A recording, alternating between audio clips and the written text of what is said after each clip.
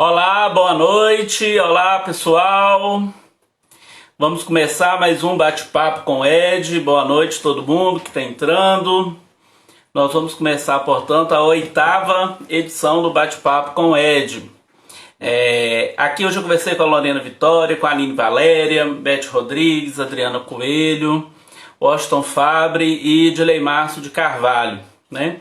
Esses bate-papos estão gravados e disponíveis no IGTV, aqui no meu perfil do Instagram. Então depois aqui você vai lá, assiste, comenta, curte, porque isso ajuda a gente na visibilidade do projeto, tá bom? Antes de convidar, né, a pessoa com quem eu vou conversar hoje, eu queria falar um pouco do projeto do Bate-Papo com Ed, para quem ainda não sabe o que é, né? Então o projeto Bate-Papo com Ed aí é uma proposta de ter um encontro virtual e público aqui no Instagram, com pessoas que eu gosto, com pessoas que eu admiro, né?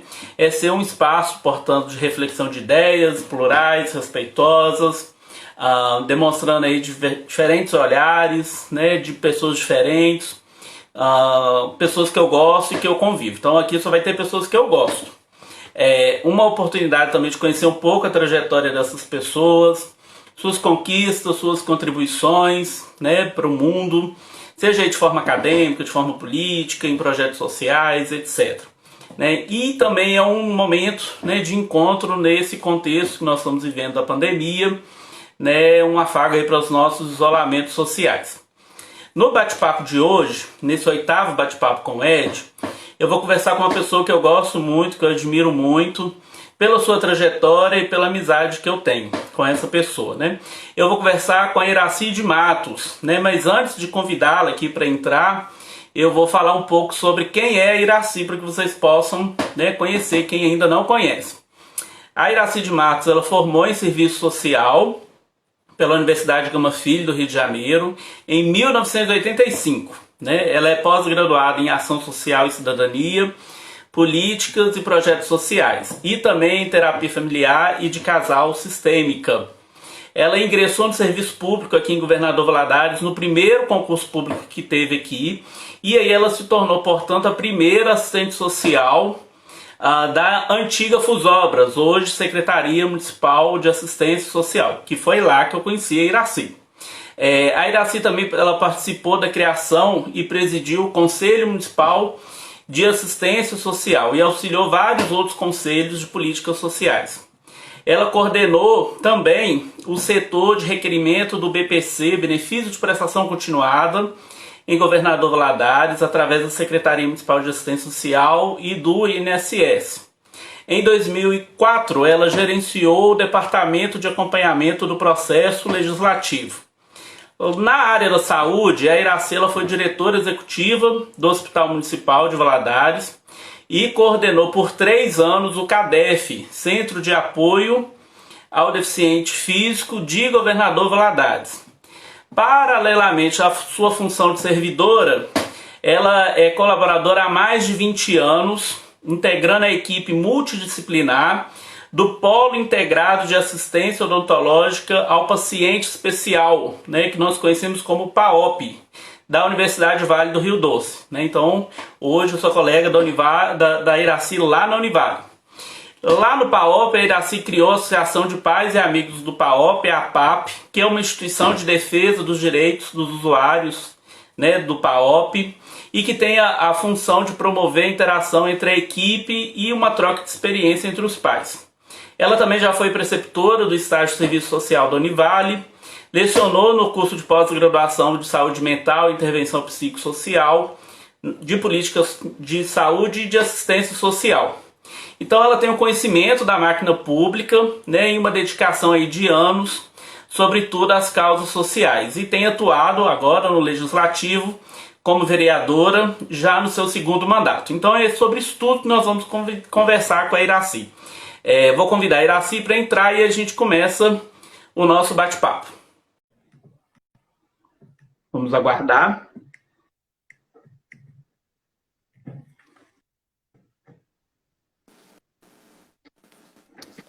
Olá, Iraci, tudo bom? Tudo bem, e você? Tudo jóia, prazer te ver aqui no nosso bate-papo.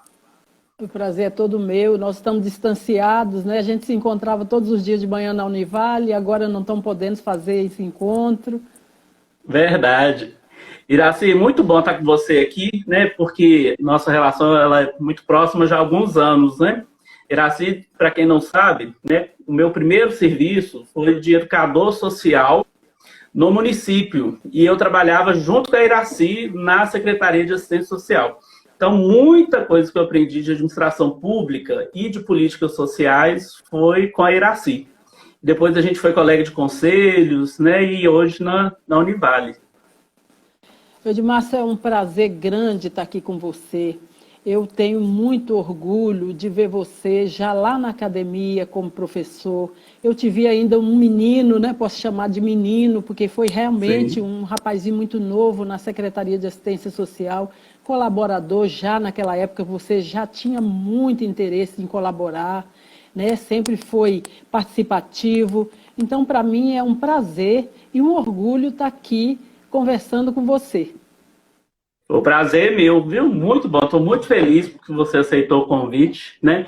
Então vamos conversar. Como que você tem vivenciado esse momento, que é o momento da pandemia, Iraci? O Edmárcio, eu vou dizer para você que eu tenho visto isso com muita tristeza. Eu assustei muito, como todos nós, né? Assustamos muito com essa questão dessa pandemia. Nós tivemos uma parada brusca, né? Tivemos que ter uma parada brusca.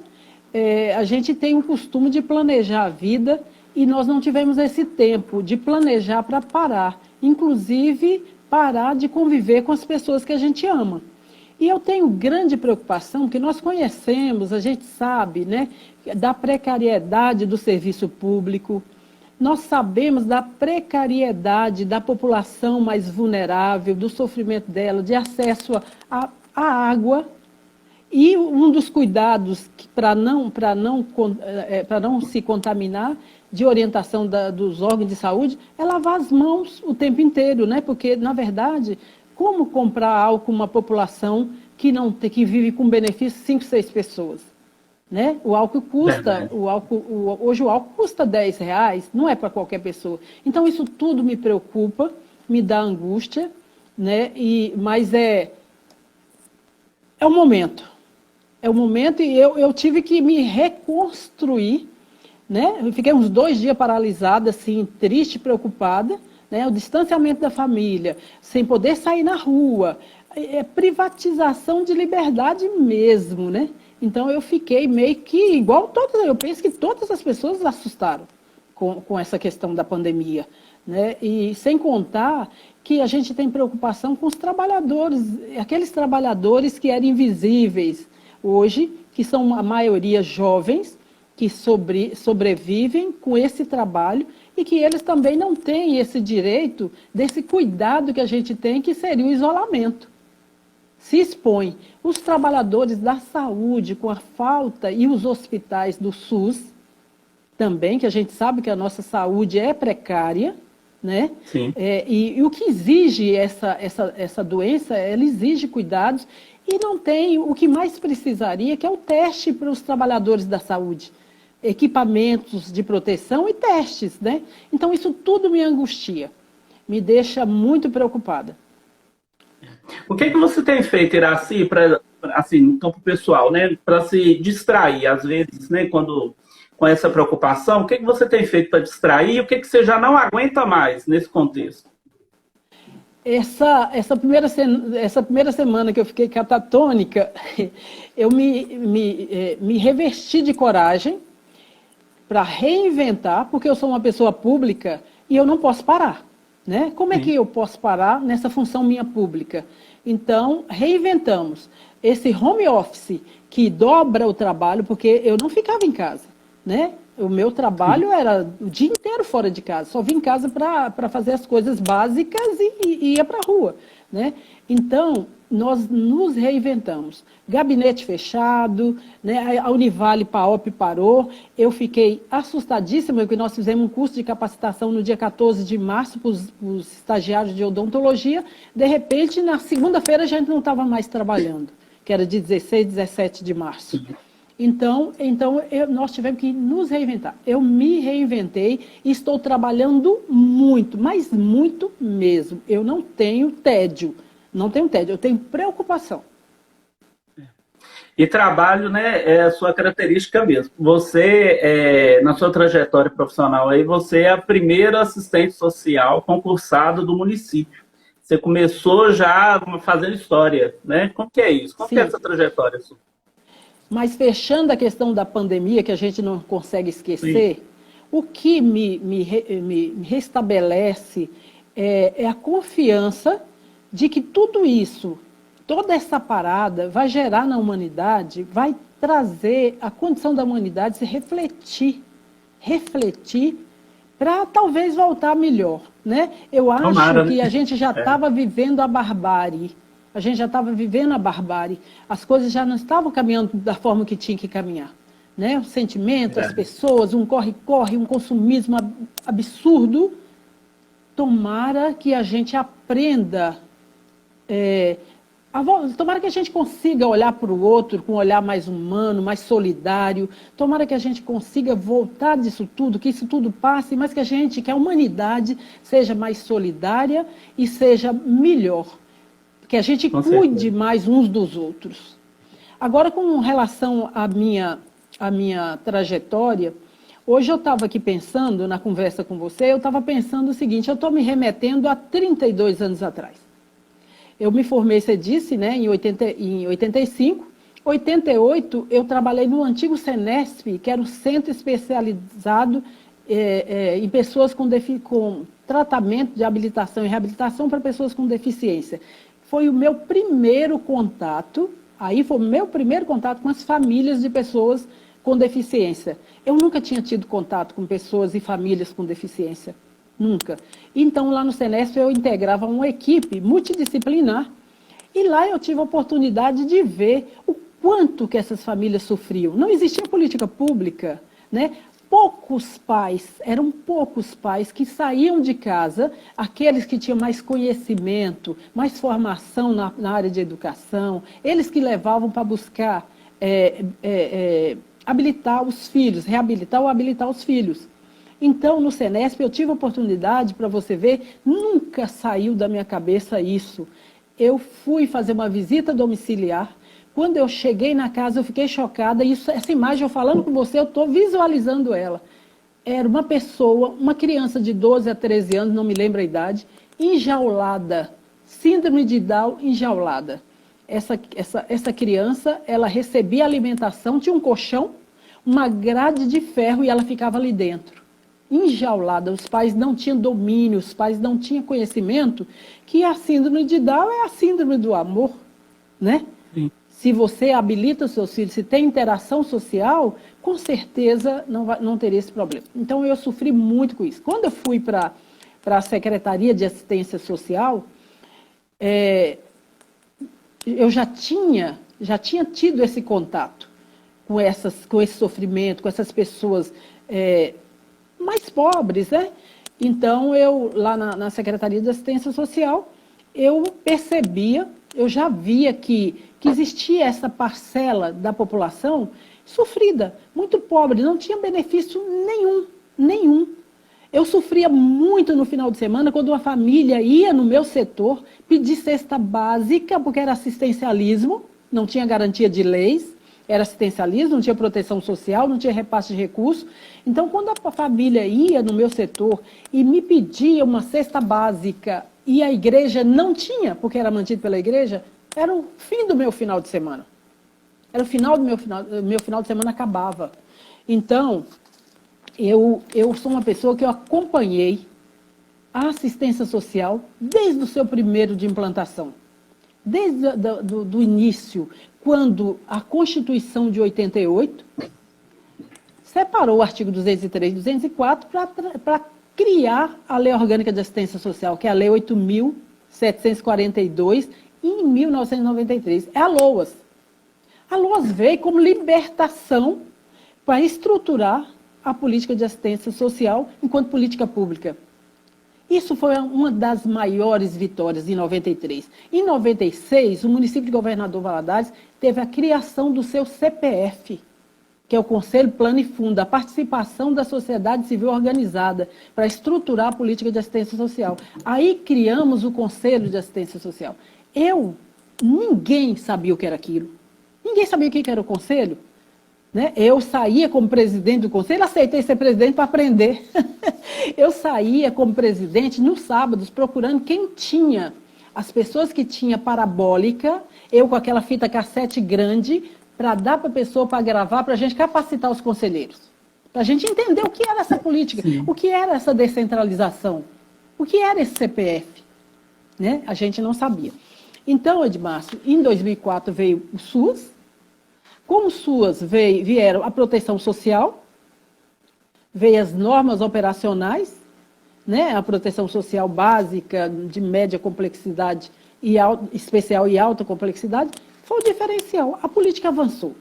Com isso, nasceu em 96 também, nós começamos o ensaio do benefício de prestação continuada.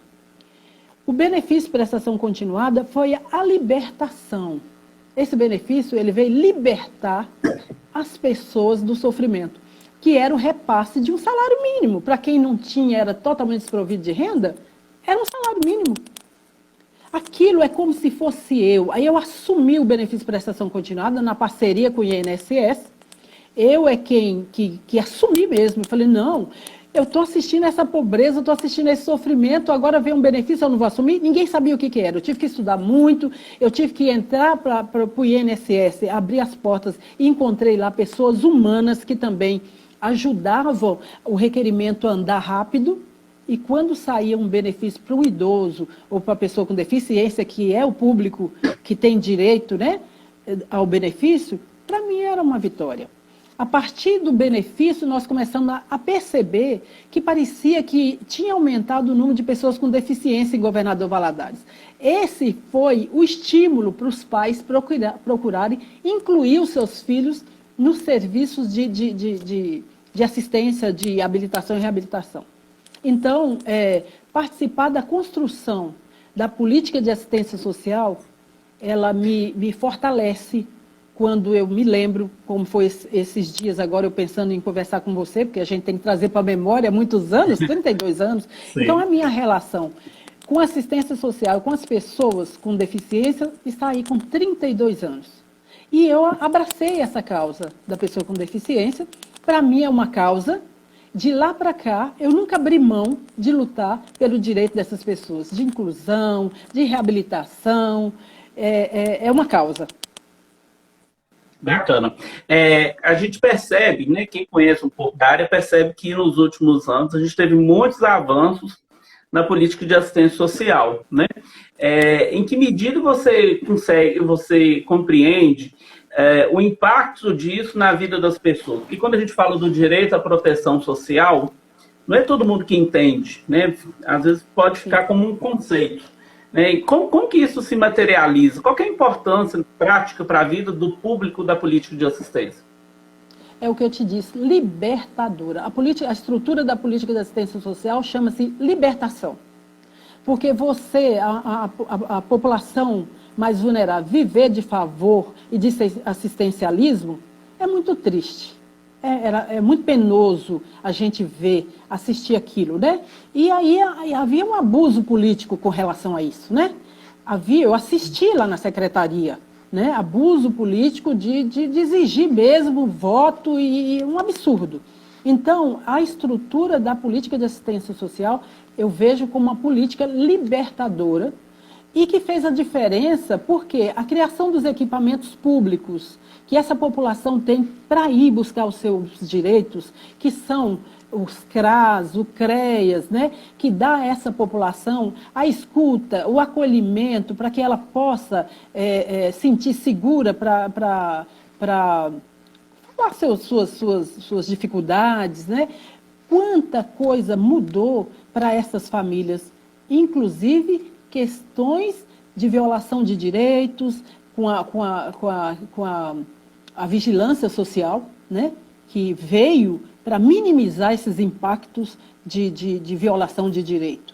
e para fortalecer vínculo familiar e comunitário. Então, foi de grande diferença. A grande diferença, o impacto é muito grande. Eu que sou de antes da política, da estrutura da política, enquanto política pública não contributiva, eu sei o quanto nós avançamos, o quanto a política de assistência social significou transformação na vida dessas famílias. Bacana. Muito. Depois disso, você foi para a área da saúde. Você foi, durante um tempo, diretora, né, executiva do Hospital Municipal. Como que foi essa experiência sua na gestão pública da área da saúde? Eu vou te dizer que eu, na assistência social, eu comecei na assistência social lá, né, e no primeiro concurso. E foi um desmame da política da assistência social, porque eu me sentia em casa, né? De repente, eu aceitei um convite de ir para a saúde, ser diretora executiva de um hospital de urgência e emergência de 1.000 funcionários dia e noite. Né? Então, foi um desafio. Foi um desafio, mas eu aceitei o desafio e para mim foi muito penoso, mas gratificante. Hoje eu olho para trás sobre a minha trajetória, eu acho muito gratificante eu ter ido ser diretora executiva do Hospital Municipal, que me obrigou, com aquele corre-corre, que ali não dá para parar para você pensar, não, ali você tem que pensar fazendo. Eu tive, pela primeira vez, o contato com a Lei 8080, que é a lei do SUS. Eu vinha do SUS e vi ali o contato com a lei do SUS. E lá, quando eu cheguei, que eu vi aquele movimento todo no hospital, que não é saúde, o hospital, as pessoas dizem que o Hospital Municipal é saúde, o Hospital Municipal não é saúde, o Hospital Municipal é doença, a pessoa só vai para ali quando ela está na pior. Agora, as duas, tanto o SUAS como o SUS, os dois têm diretrizes de prevenção. Sim. Mas nós não temos a cultura da prevenção. Isso também é dos problemas dessa pandemia. As pessoas não têm essa cultura de prevenção, não. As pessoas não acreditam que precisa. Agora, com relação à pandemia, agora, a estrutura do SUS, que é as UBSs, os postos de saúde, o próprio SUS não dá segurança para que a comunidade, para que a própria população sinta-se como é que eu vou dizer? Que aquele equipamento, o sentimento de pertencimento com aquele equipamento no território.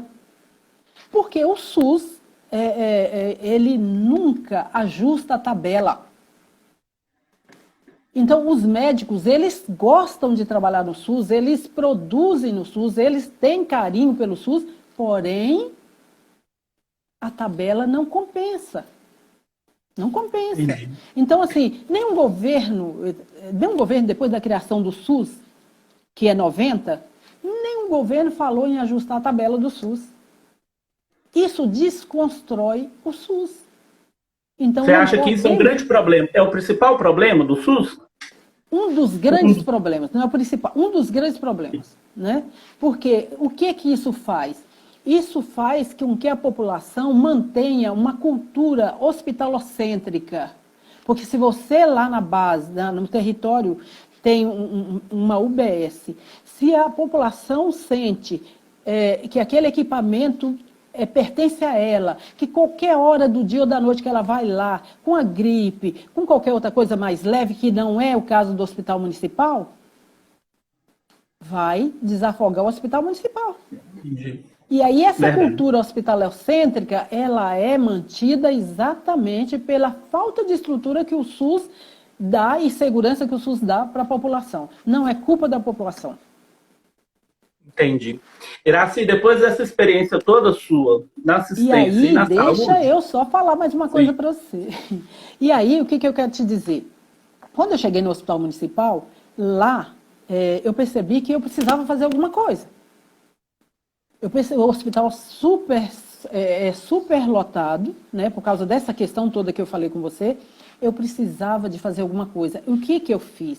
Eu fui trabalhar para melhorar as condições de trabalho daqueles servidores ali dentro e fui trabalhar também para concluir algumas obras significativas para melhorar as condições de atendimento dessa população que ali chega.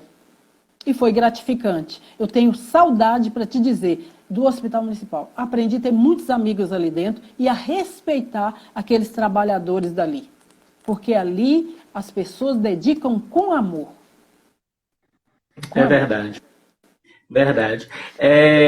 Depois dessa experiência sua no hospital e a experiência anterior, né, na política de assistência, você vai se candidata a vereadora, foi eleita, reeleita, né, nós estamos agora, né, próximos às eleições, no final do ano. O que você já aprendeu com essa sua experiência de 2 mandatos como vereadora? Olha, eu aprendi uma das coisas básicas. Pela minha bagagem, pelo meu conhecimento, eu percebia que eu podia ajudar mais. E eu percebi que a política é o único instrumento capaz de transformar, de mudar, de melhorar a vida das pessoas, de ajudar o desenvolvimento de uma cidade. Então, eu me encorajei, me motivei e botei o meu nome à disposição da população. E fui eleita, né? Na primeira vez não fui, mas fui muito bem votada. Na segunda vez eu fui eleita, muito bem votada. Na primeira e na segunda vez. E lá eu vejo que eu cheguei na Câmara já sabendo o que precisava fazer. Eu fui buscar ali dentro, construir projetos de leis afirmativas para fazer justiça social. A possibilidade de justiça social só era ali, através de leis afirmativas. A Aldaísa Sposati, você já ouviu falar sobre ela? É a Papa, a gente considera a Papa no serviço social. Ela diz o seguinte: a cidadania só será possível se estiver sentada em lei. Só que as leis elas têm que ser cumpridas. Isso tem me trazido um conforto. Eu que vim de lá assistindo uma criança enjaulada, poder agora estar levando a justiça social para uma coletividade. Fui sempre assistente social de ponta, atendendo de um a um. Mas aquilo não me satisfazia. Eu precisava fazer mais. E graças a Deus, e à população que me elegeu, claro, eu tenho cumprido o meu papel na Câmara, trabalhado muito. Muito. Que bom. O pessoal está comentando aí, a Linda falando, né, que já te procurou e que você levou requerimento, né, e que, enfim, né, alguns depoimentos muito bacanas. Iraci, você, né, uma mulher, uma senhora, mulher, negra, em meio ali uma maioria de homens que são brancos, né, dos demais vereadores. Como que a pauta das mulheres e da igualdade racial ela impacta a sua atuação como vereadora, né? Você como mulher negra, naquele contexto, como que esses recortes impactam a sua atuação? Olha, eu vou dizer para você, Edmárcio, que não é fácil, mas o que a gente precisa perceber e deixar claro é que mesmo eu tendo um segmento que aprova o meu nome como candidata e me elege, depois de eleita, eu tenho que representar a população como um todo. Sim. A população como um todo. Agora, a minha percepção dessas questões de desigualdades, por toda essa trajetória minha, enquanto assistente social, enquanto mulher negra, me faz fazer propostas de políticas afirmativas. E você sabe que os parlamentos são machistas, são Sim. racistas, mas o meu desejo de realizar de fazer essa transformação, essa mudança com relação à desigualdade, ela me encoraja para poder levar pautas importantes. Muitas eu consegui, mas muitas ficaram para trás. Você sente uma diferença pelo fato de você ser mulher, né? A Câmara tem duas mulheres vereadoras, né? Você é uma delas. Você sente uma diferença, assim, talvez velado? Não sei. Como que é o fato, especificamente, por ser mulher naquele espaço que é um espaço, né, historicamente de homens. Sim, eu vou te dizer o seguinte, é machista, né? Porque, na verdade, a política, ela não prepara a mulher, ela não empodera a mulher para encorajar a mulher para ir para a política. Eu sei disso, né? As mulheres são convidadas a compor algumas chapas exatamente para cumprir, só cumprir o gênero.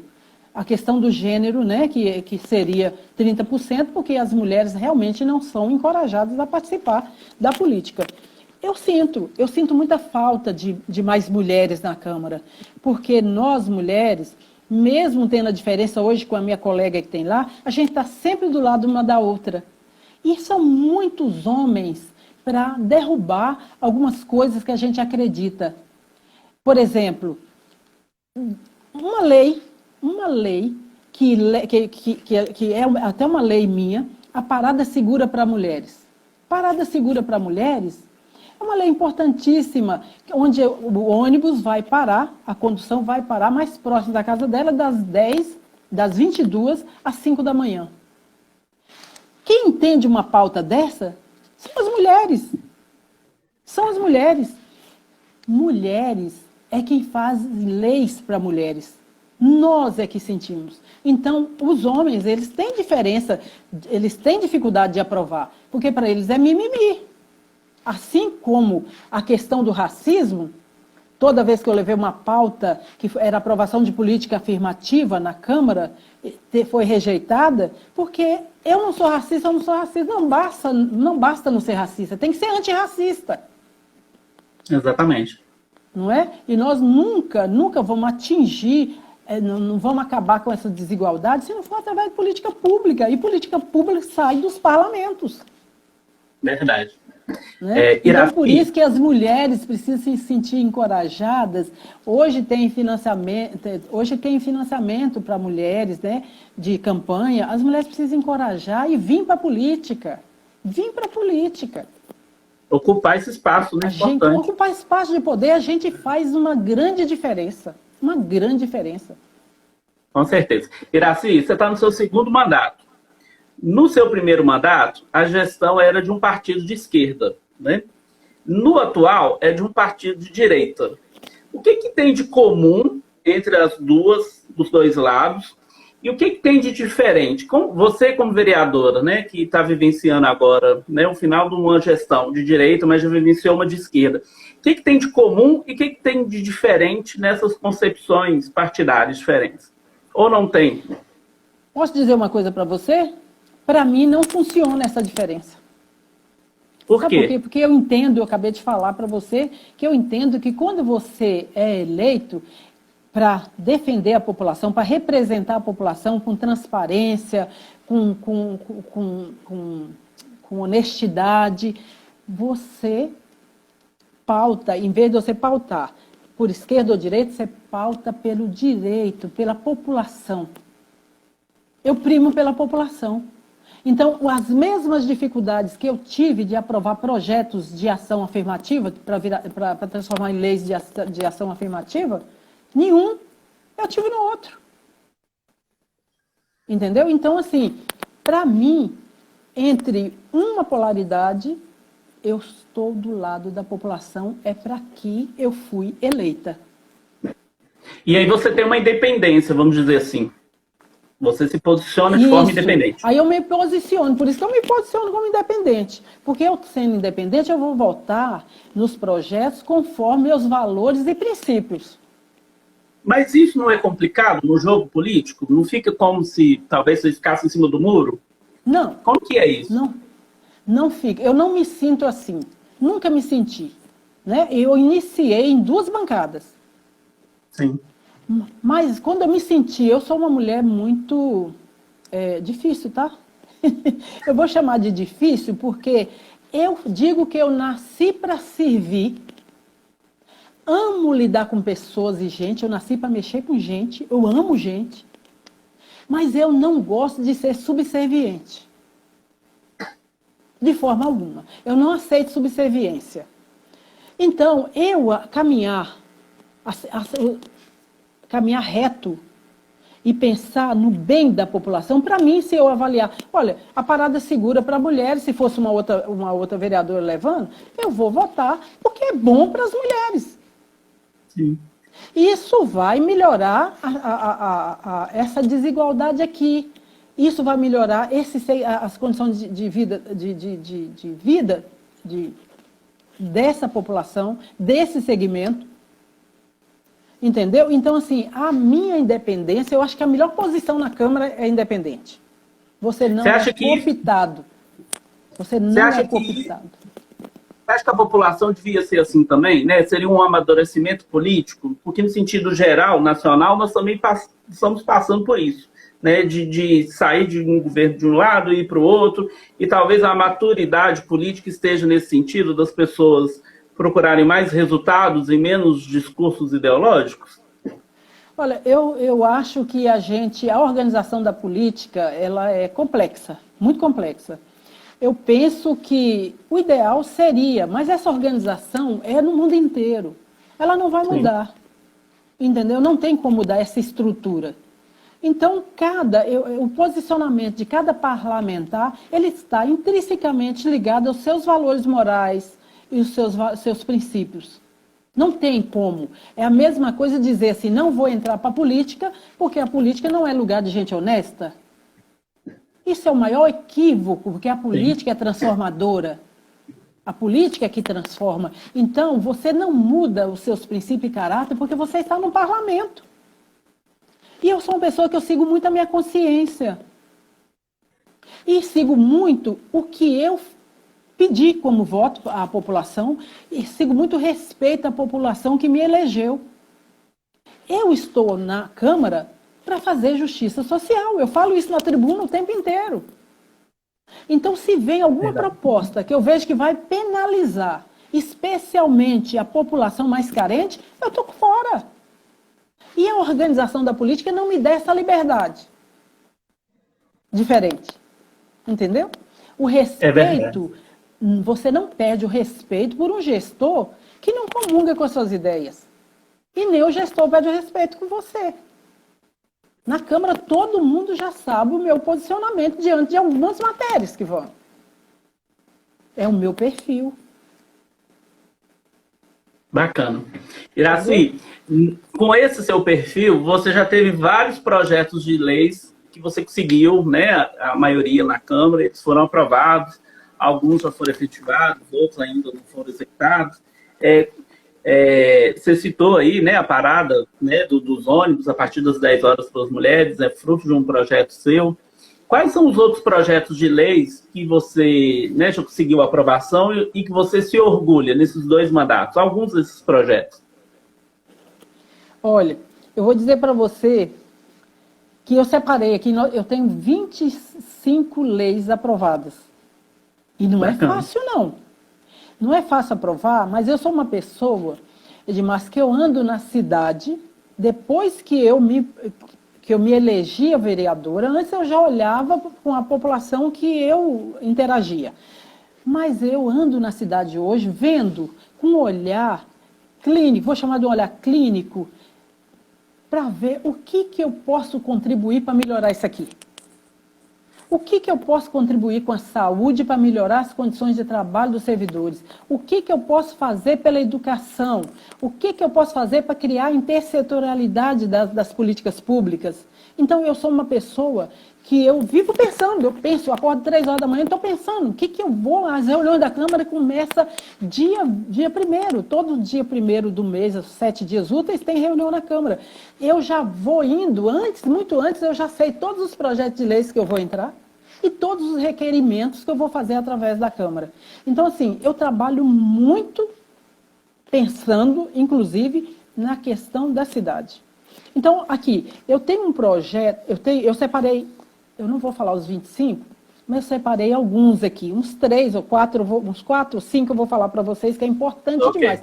É que gerou muito impacto. Não que os outros não sejam importantes, todos são importantes, inclusive você sabe, você é tradutor de Libras, toda a minha luta, né, para as deficiências sensoriais, para o surdo, que não, né, que a gente, o surdo, para a pessoa com deficiência visual.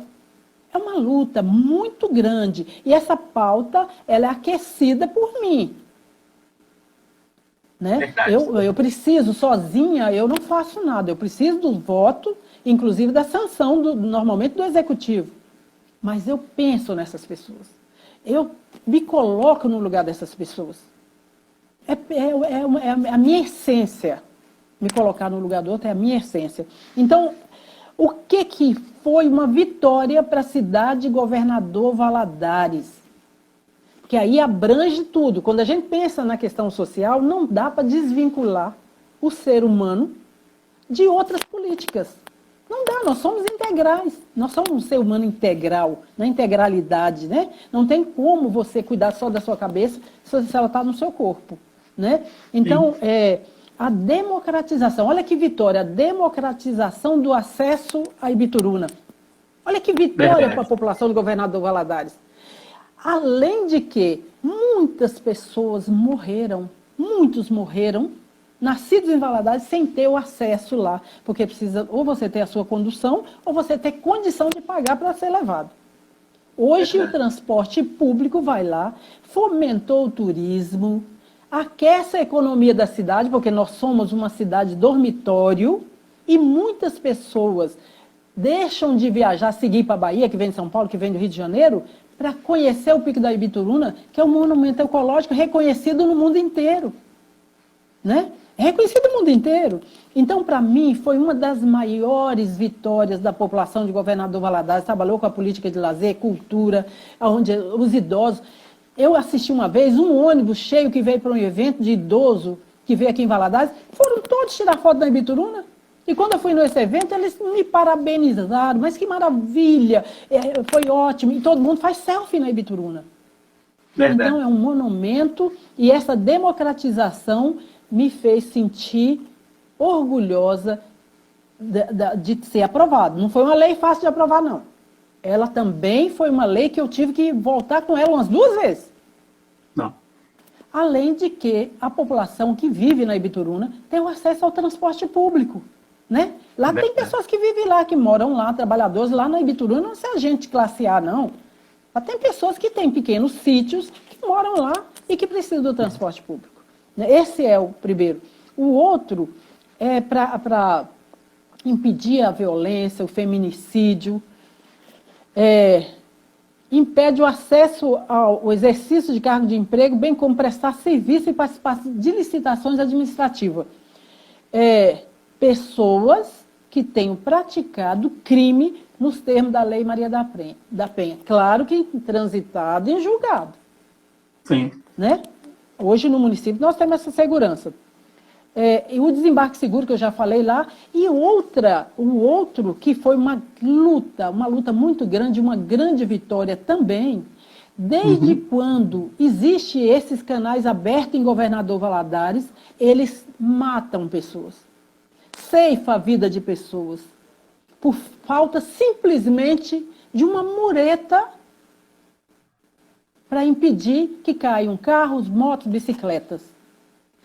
Morreram num mês mais de 3 pessoas. Depois, onde foi colocado o guarda-reis, nunca mais aconteceu. E essa luta, inclusive, eu pus na LDO agora, né, nós apresentamos a LDO agora, segunda-feira, coloquei emendas, porque uma das funções do vereador é apresentar emenda para o executivo e dizer, olha, esse lugar aqui precisa de melhorar. É igual as conferências que avaliam o sistema e propõem diretrizes para melhorar.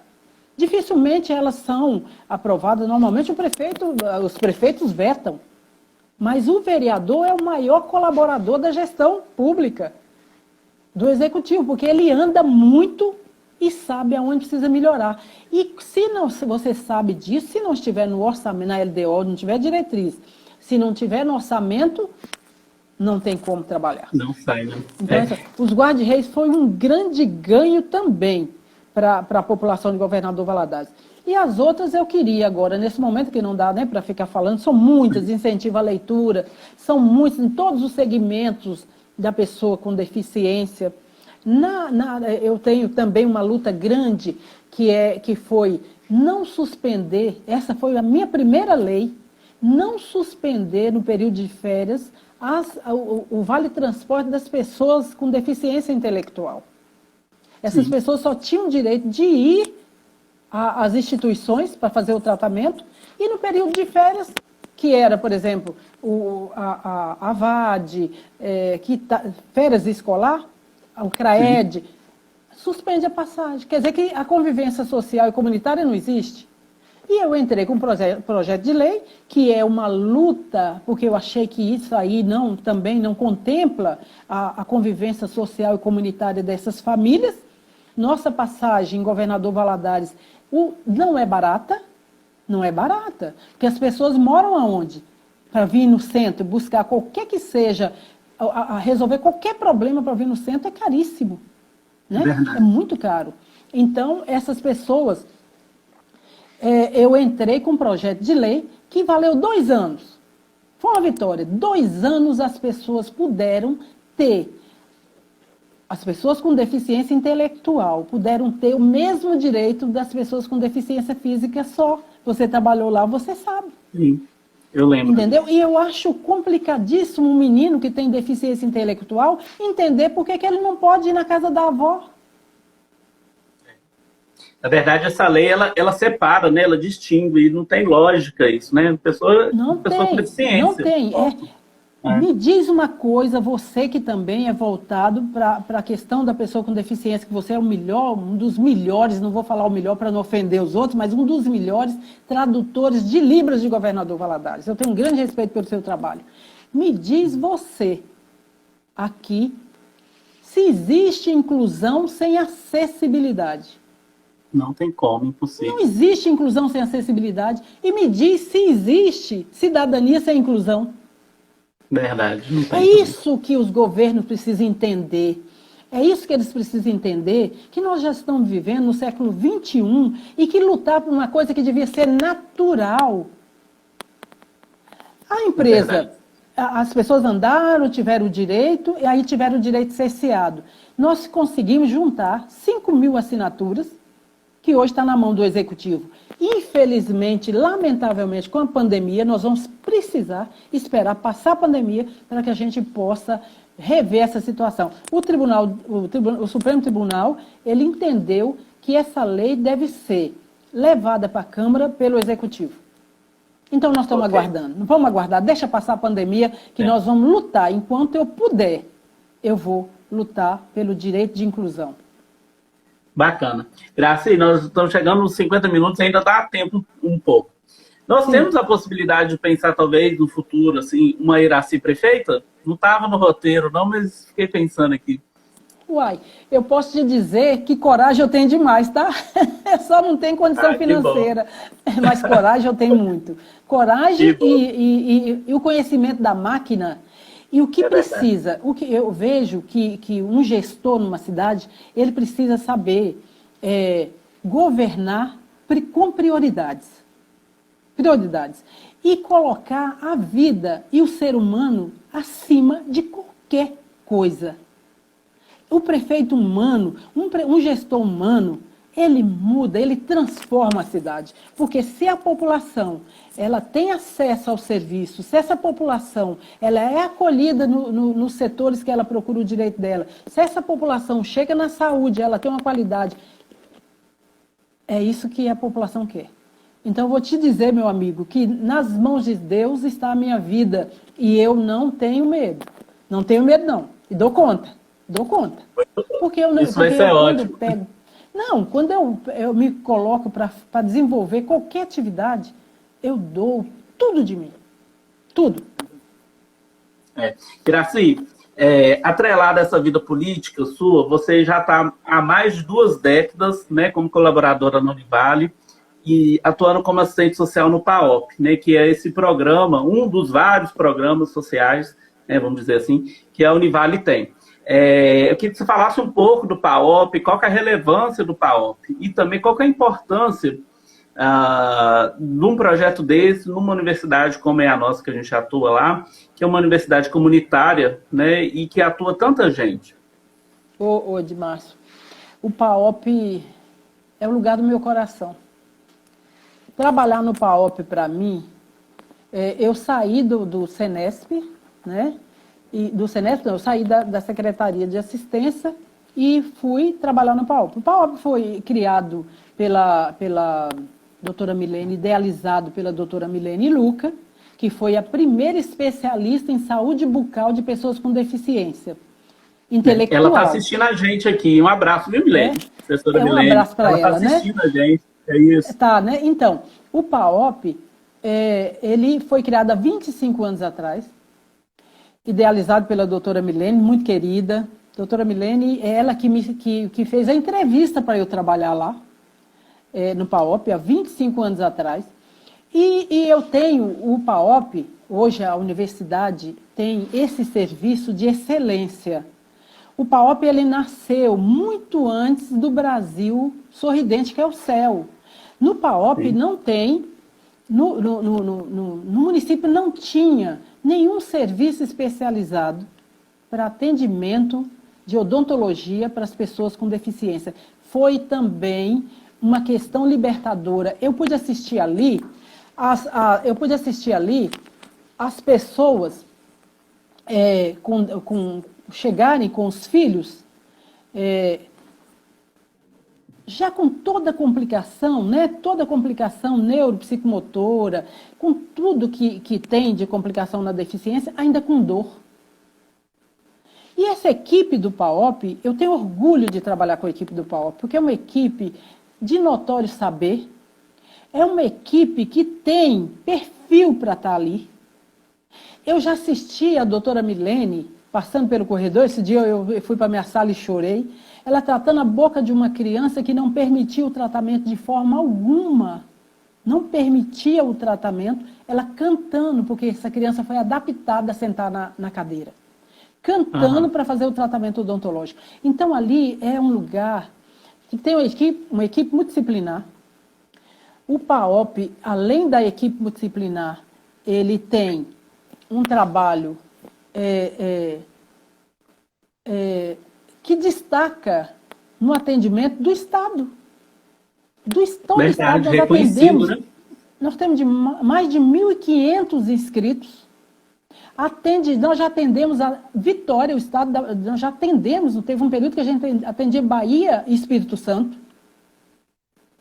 E, na verdade, o CEL, o Brasil Sorridente, que é um serviço público que foi criado muito posteriormente, ele não dá conta da demanda. Nós temos mais de 1.500, não vou dizer que é família, porque tem famílias que têm 3 filhos com comprometimento neuropsicomotor. E qual é o critério de elegibilidade do PAOP? É deficiência intelectual que não permita o tratamento em clínicas convencionais. Eles são adaptados lá para permissão. E a gente cria um vínculo com essas famílias. E eu digo, além do estágio, da formação, de oferecer formação para novos dentistas a ter essa visão humanizada e essa capacidade de atender pessoas com deficiência intelectual em outros interiores do Brasil, em outras cidades. E é um diferencial na formação, né, odontológica, que a Univale tem. Isso que eu estou falando, um diferencial na formação. Importantíssimo. E só a Univale oferece, por causa do PAOP, né? Então, assim, o PAOP é um grande diferencial. Hoje o PAOP faz tratamento odontológico em nível domiciliar. Sim. O PAOP vai com a equipe, com a parceria com a Secretaria, com as UBS, Secretaria Municipal de Saúde, que aponta as pessoas que não deambulam, que não pode sair para fazer o tratamento, a equipe vai lá com um consultório móvel e faz o tratamento da pessoa na cama. Olha que maravilha! Uma equipe muito bem preparada. Eu falar do PAOP, eu sou suspeita. Porque eu amo trabalhar no PAOP. Eu estou lá há 23 anos, o PAOP tem 25, eu estou lá há 23 anos, e eu falo, quando a gente dá o curso para os alunos de odontologia, para falar cada profissional do seu setor, do seu trabalho, eu digo que o PAOP, nunca uma família pode chegar no PAOP e sair como ela chegou. E não sai como ela chegou. às Isso é vezes bacana. angustiada, sofrida, né? Mães que não dormem à noite com os filhos, a dificuldade que tem de trazer isso por causa das prefeituras, que além de não pagar o tratamento, elas ainda têm a dificuldade do carro, de ceder o carro para trazer. Então, Sim. no momento que essas famílias chegam, elas vão ter acesso a outras políticas públicas, elas vão ter orientação de outros requerimentos. Então, a família que tem acesso ao tratamento do PAOP, ela nunca é a mesma. E é atendida por várias áreas também, né? Que é uma equipe multidisciplinar, como você disse, né? É, uma equipe multidisciplinar, né? Muito Nós temos bacana. uma equipe multidisciplinar completa no PAOP, né? Sim, isso é muito Fisioterapeuta, bom. terapeuta ocupacional, assistente social, psicólogo, farmácia, tudo isso também tem a formação. Tem os Sim. estagiários de cada especialidade, Desses cursos, né? Bacana. desses cursos Iraci, todos. nós temos aí em torno de uns 3 minutos e meio. E aí, para a gente Sim. encerrar, eu vou fazer um bate-bola com você. Eu falo uma palavra curta e você me responde com uma outra palavra, ou no máximo uma frase muito curta. Tá bom? Bate-bola. Vamos ver o que Então você vamos vai lá. trazer para mim aí, hein? É tranquilo, vamos lá. Meu talento é. Servir.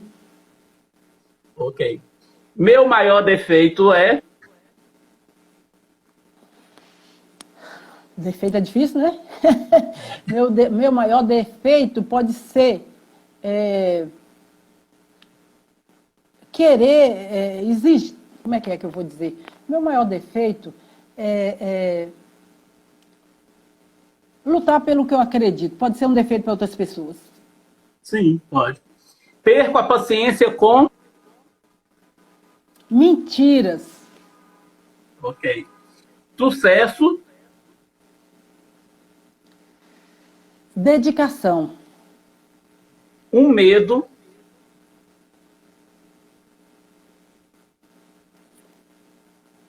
De perder alguém da minha família. Ok. Brasil. Esperança de mudança. Um arrependimento.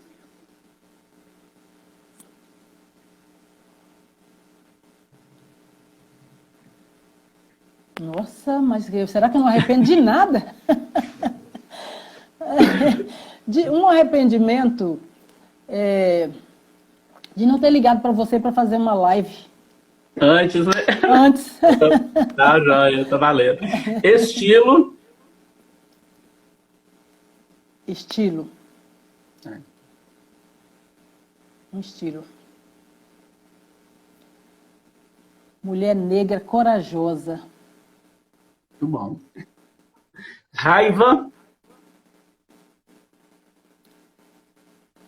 De exclusão. De Um racismo. sonho. Ok. Um Que sonho. que tudo isso passe e nós estejamos transformados. Tomara. Eu gostaria de ser por um dia. Quem que você gostaria de ser por um dia? Que eu gostaria de ser. Por um dia. Uma pessoa assim que você é. Um dia é pouco porque eu gostaria de ser. Não dou conta de fazer tudo num dia, não. Mas quem, assim, uma pessoa? Uma Pode pessoa estar que viva, pode estar morta, enfim, da história, enfim. Uma pessoa que você gostaria de ser ela por um dia. Nossa Senhora. Difícil, hein? Eu nunca tinha pensado sobre isso, de eu querer ser uma outra pessoa, não. Eu sempre Né? foco em mim. Ok, Eu então. não. Tá bom, tá bom. Em razão do tempo, nós vamos ter que encerrar, falta 1 minuto. Então tá. Então deixa essa pendente para a próxima. Tá bom, depois você me fala, Eu eu vou falo pensar, aqui. foi bom que você vai me fazer pensar. Iraci por Iraci, para encerrar. Quem é Iraci por Iraci? Olha, uma mulher negra, batalhadora, corajosa, que ficou órfã com 11 anos de idade e que apegou a todas as oportunidades para estar aqui nesse lugar, fazendo bem para a população, levando melhoria de condições, me colocando no lugar das pessoas. Essa é a Iraci. Muito bom. Iraci, muito obrigado. tá acabando aqui, o Instagram já avisou que vai derrubar a gente. Muito obrigado, adorei conversar com você, tá bom? Obrigado mesmo de coração por ter aceito o convite. Eu também adorei conversar com você. Muito obrigada e parabéns por esse trabalho, por essas lives, tá? E eu peço às pessoas para entrarem na minha página, curtir o meu Instagram, meu Facebook, acompanhar o meu trabalho, que é um trabalho muito árduo, mas um trabalho gratificante.